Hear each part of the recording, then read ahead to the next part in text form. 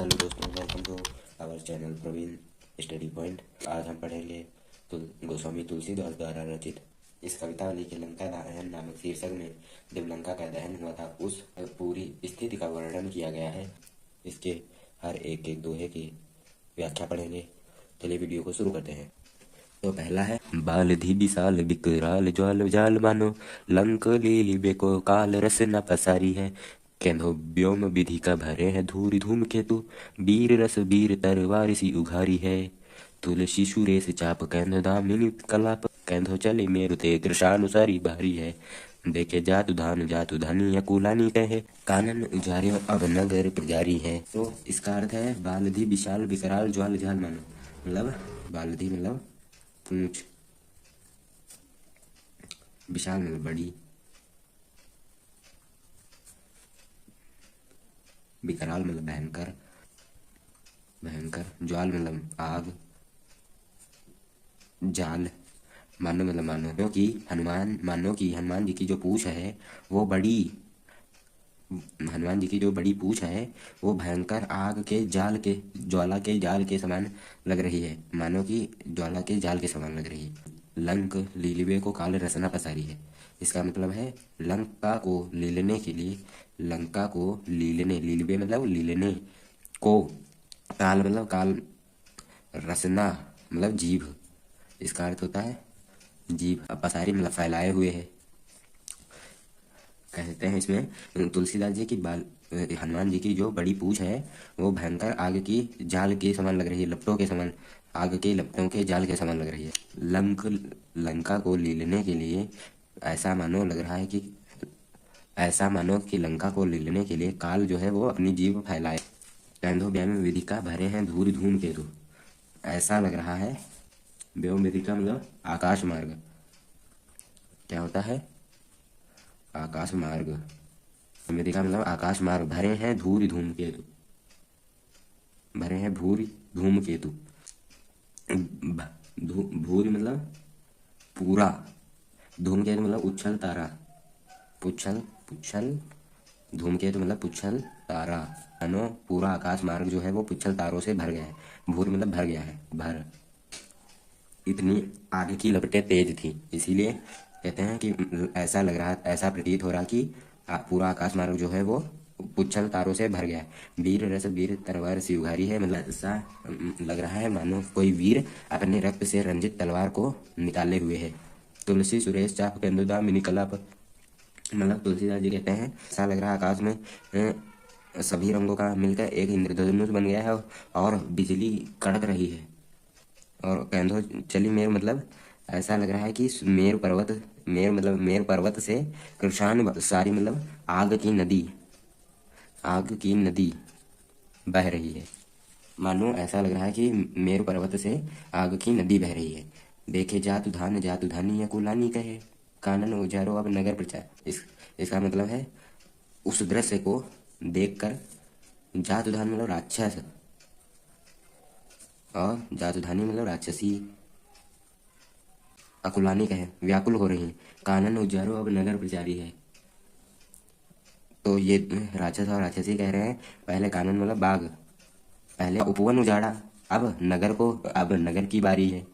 तो इस पूरे एक पद्यांश का अर्थ है कि हनुमान जी की बड़ी पूंछ मानो भयंकर आग जाल के समान लग रही है, आग के लपटों के जाल के समान लग रही है। और ऐसा प्रतीत हो रहा है कि लंका को लीलने के लिए काल अपनी जीभ पसारे हुए है। और ऐसा लग रहा है कि आकाश मार्ग पूरा पुच्छल तारों से भर गया है।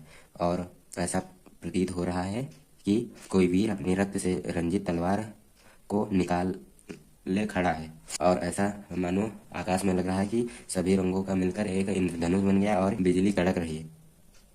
और ऐसा प्रतीत हो रहा है कि मेरु पर्वत से आग की नदी बह रही है। ऐसा सब दृश्य देखकर राक्षस और राक्षसी कह रहे हैं कि पहले इस वानर ने बाग उजाड़ा और अब नगर की बारी है। हाट, अब अगले पद्यांश का अर्थ पढ़ेंगे हम। हाट बाट कोट कोट अट्टानी अगार पावरी खोरी खोरी दोरी दोरी दीन ही अति आगी है। आरत पुकारत संभारत न को काहू व्याकुल जहाँ सो तहाँ लोग चली भागे हैं। बालधी फिरावे बार बार जहरावे झारे बुंदिया से लंक पिघिलाए पाग पागी है। तुलसी बिलोक अकुलानी जातु धानी कहे, चित्रों के कपीसो निशाचर ना लागी है। इस पूरे पद्यांश का अब हम अर्थ समझेंगे। हाट बाट मतलब हाट बाजार, बाट मतलब मार्ग, कोट मतलब विला मतलब घर, ओट मतलब जो आंगन है, अट्टान मतलब अटारी,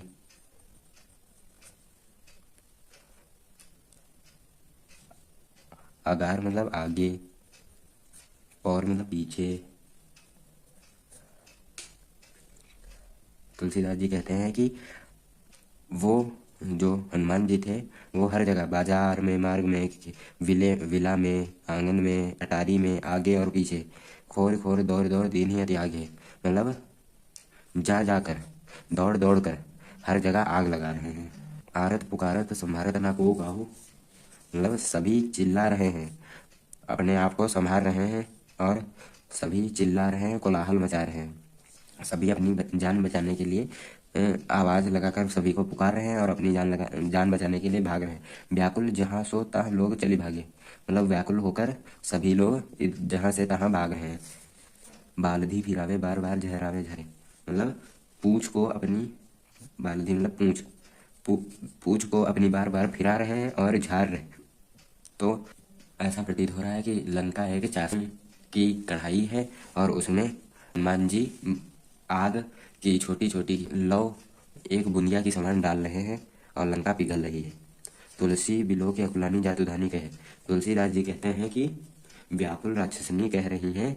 अब तो अगर किसी राक्षस ने, निशाचर ने, किसी भी कवि मतलब बंदर, अब किसी भी राक्षस ने अगर बंदर का चित्र भी देख लिया तो उससे लागे मतलब छेड़खानी नहीं करेगा, छेड़खानी नहीं करेगा।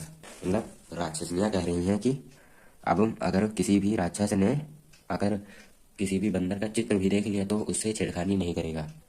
अब ये हमारे दूसरे पद्यांश का अर्थ था। अब हम पढ़ेंगे तीसरे पद्यांश का अर्थ। लपट कराल ज्वाल जाल माल दहु दिशी, धूम अकुलाने पहचाने कौन काहिरे, पानी को लात बिल लात जरे गात जात, परे पाए मले जात हाथ तू निभाही रे, प्रिय तू पराही नाथ नाथ तू पराही बाप, बाप तू पराही पूत पूत तू पराही रे, तुलसी भी लोग व्याकुल भी हाल कहे, ले ही 10 शीश अब 20 चख चाही रे।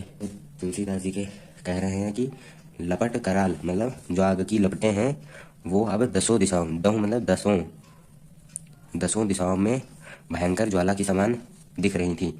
धूम अकुला ने पहचाने कौन काहिरे, सभी लोग इधर उधर धुएं में दौड़ रहे थे तो कोई भी किसी को पहचान नहीं पा रहा था कि कौन कौन है। पानी को ललाट, सभी लोग पानी के लिए चिल्ला रहे थे। ललाट मतलब लालाहित हो रहे थे, बिललाट मतलब व्याकुल हो रहे थे। जरे गात जात सभी लोग जल रहे थे। परे पायमल जात भ्रात तू निभाए रे, एक भाई दूसरे भाई से कह रहा है भ्राता तुम अपने आप को बचा लो। और एक पत्नी अपने पति से कह रही है नाथ नाथ मतलब पति तुम अपने आप को बचा लो। लेकिन पति जो है वो अपने बाप से कह रहा है कि तुम पराए मतलब भाग जाओ, चले जाओ। और लेकिन जो बेटा बाप है वो अपने पुत्र से कह रहा है तुम पराए रहे मतलब तुम चले जाओ। सभी एक दूसरे से कह रहे हैं कि तुम बच जाओ और तुम बच जाओ, सभी एक दूसरे की जान बचाने में लगे हैं। तुलसी बिलो के लोग व्याकुल बेहाल के, मतलब तुलसी जी कह रहे हैं सभी लोग बिलो के मतलब परेशान होकर और व्याकुल होकर बेहाल हो गए हैं। और कह रहे हैं कि ले ही 10 शीश मतलब लो, 10 शीश मतलब 10 सिरों वाला रावण, अब तुम अपनी 20 चख मतलब आंखों से देख लो। पहले जब तुम्हें बताया जा रहा था लो अब 10 सिर वाले रावण, अब तुम लंका का दहन अपनी 20 आंखों से देख लो। ये था हमारे तीसरे पद्यांश का अर्थ। अब हम चौथे पद्यांश का अर्थ पढ़ेंगे। वीथिका बाजार प्रति अटनी अगार प्रति पावन, पगार प्रति बानर बिलो किए, अधर उर्द बानर विदिशे दिशि बानर है, मानहु रहूं है भरी बानर बिलो किए, मुंडे आंखी हिय में उघारे आंखियां आगे ठाड़ो, धाय जाय जहाँ तहाँ और को किए, ले अब ले तब को न सिखायो मनो, सोए सतराई जाए जाहि जाहि रोकिए। मतलब कह रहे हैं तुलसीदास की वेदिका गली गली, बाजार में, अटानी में, आगे और पीछे,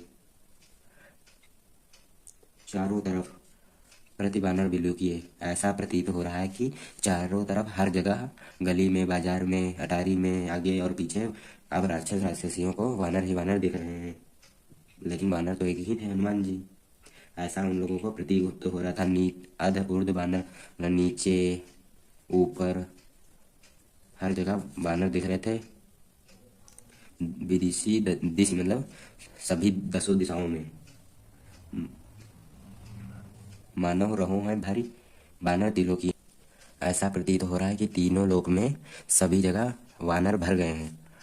अगर आंख मूंदते हैं या आंख खोलते हैं तो, अगर आंख मूंदते हैं तो अपने हृदय के अंदर ही में, मतलब हृदय में पाते हैं कि वानर है। और अगर आंख खोलते हैं तो आगे ठाड़ो, मतलब सामने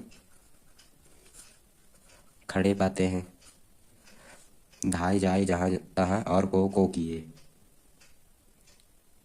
मतलब जहाँ जहाँ जाते हैं वहाँ वहाँ को मतलब किसी और के सिवा हर जगह वानर ही देखते हैं।